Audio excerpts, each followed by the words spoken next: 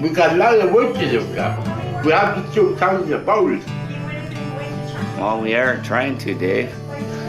You tried to, not do it. The institution is scared of me right now. It's scared of me. David Warami has played a significant role in the People First movement in Manitoba and across Canada. In August 2007, David was a part of a group of people with intellectual disabilities who set out across the prairies to film the Freedom Tour. The focus of the documentary was to raise awareness about people living in horrible conditions in institutions across Canada. The message of the Freedom Tour was simple yet profound. People first. Free our people. Being labeled with an intellectual disability in Canada meant a life locked away in government-funded institutions. This is what happened to David Warami, who spent 18 years in an institution. David is a remarkable Canadian and has been a leader in speaking out about institutionalization in Canada. And this is his story. How did you get out of the institution? I want to not done. And on the 9th time, they said, Let him go. let him go. When you worked in the kitchen, what did you do? What it is? We got paid 70 cents. You got paid 70 cents Every 2 weeks. every 2 weeks. There was boys somewhere. Boys living with boys at night. Okay, boys with boys at night. Then usually, all the boy hung and up in the kitchen. What about Joyce Gibbons? It's about the water tower, 150 feet. And that was really awful. And and all of you guys there were there and saw that, right? I talked to her before. You used to. Not before. He never told me what he's gonna do. Here's what I'm gonna do. Big Sam got nothing one night. So I put it to the gym. I'll give him the bear hawk. Yeah. So you had to take that. You had to deal with that, right? Mm-hmm. You had to deal with that. They put him on back and boo. One of the boys. He was a mean one. Was that a staff? No. He was a mean one. Yeah. I went up to him. How could you doing? He got up and said, "What is the boy?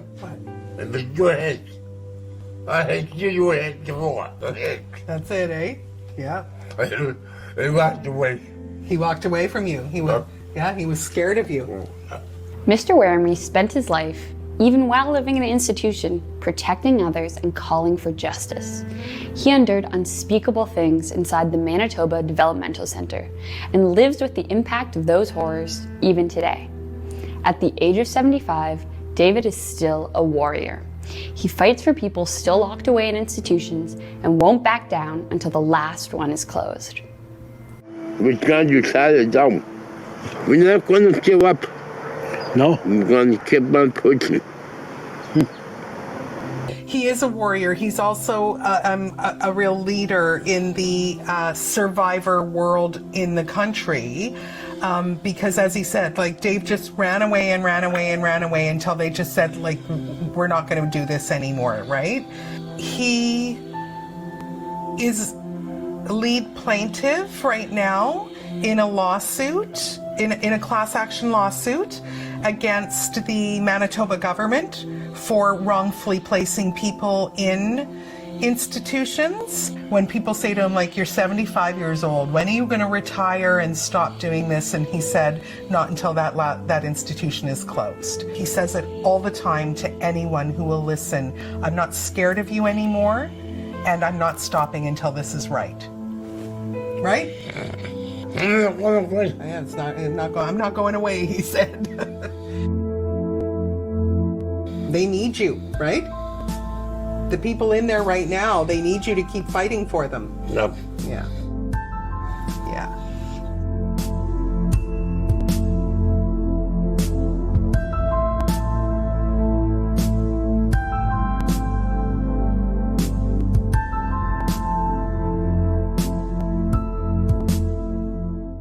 I think one of the things that I really feel after hearing from Shelley and hearing David's story is a real sense of urgency. and that we need more people understanding this information and the experience that people are having. And 2 years ago, we came together as partners, Inclusion Canada, People First of Canada, and Community Living Ontario, to really say, there is a gap in the knowledge that the general public has about this issue, but also a gap in the consciousness of young people. Youth are really important stakeholders in the inclusion movement, and so we wanted to create a learning experience that would give young people a basic knowledge of institutionalization and some tools to gain a deeper understanding of the historical mindsets that are still prevalent today, and of the systems that have been created in Canada that were designed to keep people who have a disability separate and apart from our communities. And Community Living Ontario, Inclusion Canada, and People First of Canada have been supported by Heritage Canada to put this curriculum together. It was a 2-year project, and in the first year, we traveled all across Manitoba, Nova Scotia, and Ontario, and met with hundreds of people to hear about experiences, what people wanted young people to know, and to collect resources and piece of evidence of these experiences that we could be sharing with young people. The curriculum is geared towards grade 10 students in high school, but I want to stress that it's relevant to learning across the lifespan. So whether you are working for an organization, if you're somebody in the general public, if you're a young family beginning a journey of inclusion for your loved one, if you're on a board of directors, for example, this information is relevant to everyone. The curriculum that we've created begins in the context of pre-1900, with an introduction to institutions of the past, so those large government buildings. And as you move through the module, the content evolves until you end in the context of what's happening in Canada today.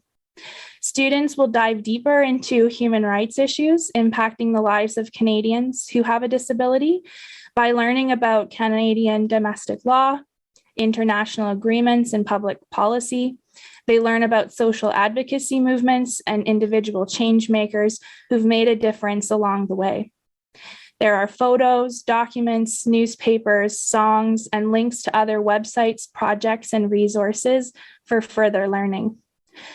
But most importantly, there are dozens of stories that bring this learning to life. And this just wouldn't have been possible without the courage of the survivors and the family members who've shared their lived experiences in order to educate others. There are over 30 video segments that feature these stories and perspectives of survivors, family members, experts, allies, and youth.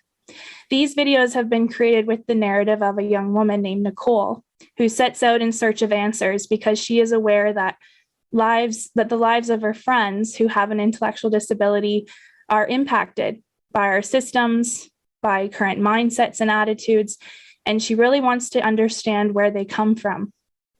Nicole is a real advocate for inclusion. She's a real person who has worked as a youth advisor with Community Living Ontario's youth engagement initiatives. So while the narrative has been created for the project, the journey we've depicted has many truths to it, and her reflections are authentic summaries of her experiences as she was part of interviews. In this way, we hope that young people learning the material feel that they are moving alongside Nicole, learning these things through her eyes. We hope that really keeps this content relevant to young people. And you will get a chance to hear from Nicole shortly. Before we move on, I did want to just give you an opportunity to see the curriculum. So I'm sharing my screen now, so hopefully you can see it.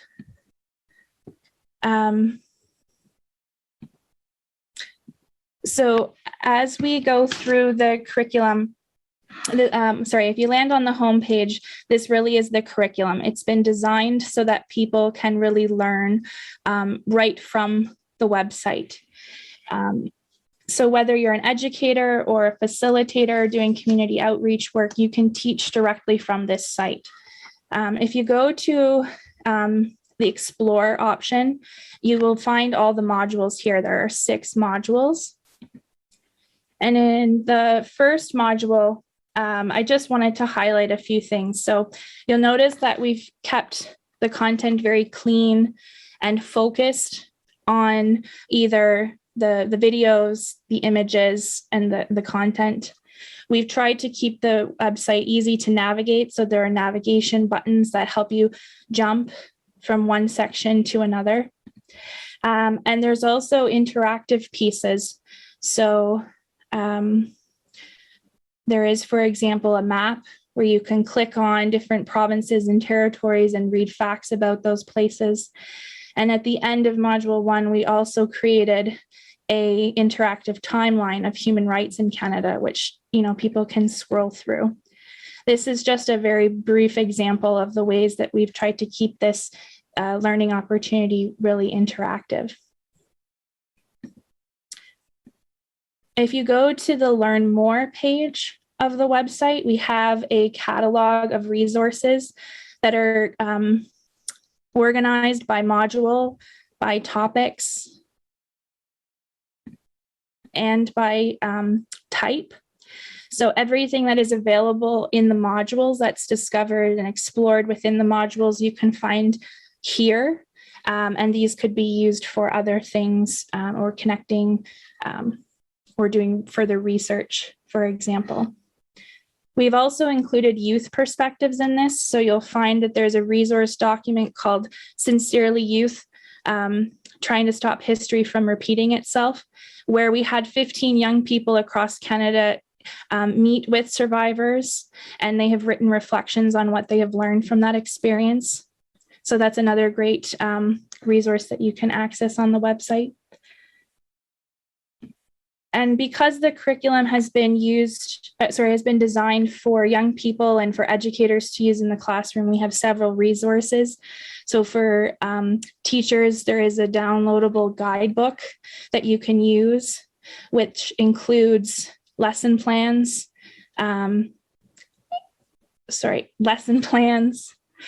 sequences of instruction. And again, these can be adapted to anybody facilitating. Key concepts that you would want people to understand, and any modifications that could be used to adapt the material for different audiences, as well as additional resources to explore for further research or inquiry. As well, there is a student handbook, which we have designed that has things for young people. So a glossary of key words that they may not know yet, readings that are not on the website, opportunities to think and reflect on photos, on videos, and also other activities. So this is just a very quick glimpse of the resource itself. But we really are hoping that this is something that educators and the general public will use to really be helping others to learn about this topic. And we know that it can be used within the classroom itself or as virtual learning because it is all online. We also have included over 40 courses that the material connects to across Canada. So now I'd like to show you the first video that students will watch. It begins in Module 1, and it outlines the story of Nicole, the young person. So you'll be introduced to her and how we sort of set up the videos for young people to learn from the experience of a young person. So we'll share that with you now.